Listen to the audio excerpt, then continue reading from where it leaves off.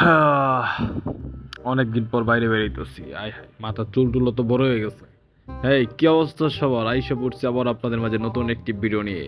আজকে আমি চুল করতে যাব, তো আপনাদেরকে আমি দেখাবো। আসলে চুলগুলো অনেক বড় হয়ে গেছে, তাই আমি চুল কাটতে যাচ্ছি। তো আমি চুল কাটার দোকানে চলে গেলাম, গিয়ে দেখি ভাইজান ব্যস্ত আছে।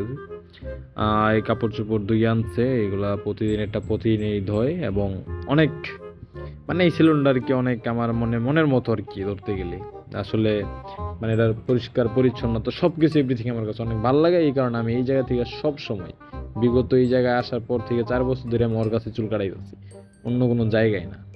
তো চুল কাটা শুরু করে দিলাম, ওই পজিশন দেখতেছে কেউ কিভাবে চুল কাটবে এবং আমি ওরে বলতেছি, ডিরেকশন দিতেছি যে এভাবে চুল কাটা দাও এবং কিভাবে করলে ভালো হয়। ওর কাছ থেকে আমি পরামর্শ নিতেছি, মানে পরামর্শ দিচ্ছে যে না, এভাবে এভাবে করলে তোমার ভালো হইব, ঠিক আছে।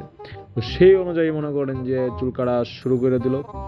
এবং আর বিশেষ করে বলতে গেলে, ওর কথা বলতে গেলে, মানে ওর চুল কাটা এতটা আসলে সুন্দর, আসলে এটা বলার মতো না।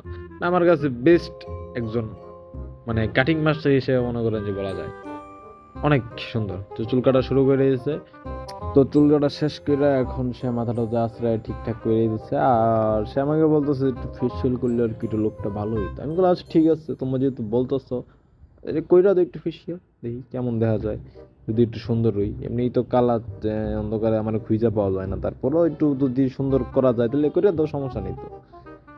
তো সে অনুযায়ী সে আমাকে একটু ফেসিয়াল টেসিয়াল আর কি কইরাদের ব্যবস্থা করলো এবং আমার মুখের মধ্যে জানি কি একটা মাখাইছে, এটা দেখতে পারবেন।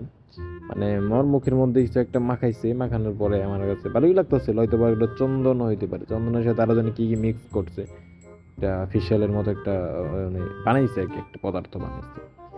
তো এটা দিয়ে সে চলে গেছে, আমি বইসা লইছি আমার নিজের দিকে নিজেই বই বাইতেছি, ঠিক আছে কিনা এমন অবস্থা। আমার চুলমুল কাটা শেষ, দেখেন আমার ফাইনাল লুকটা আসলে অস্থির হয়েছে। আমার কাছে খুবই ভালো লাগছে চুল কাটাটা।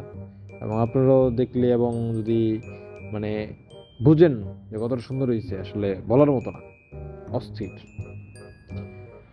তো সবাই ভালো থাকবেন, সুস্থ থাকবেন। দেখা হবে আবার নতুন কোনো ভিডিওতে। আল্লাহ হাফেজ।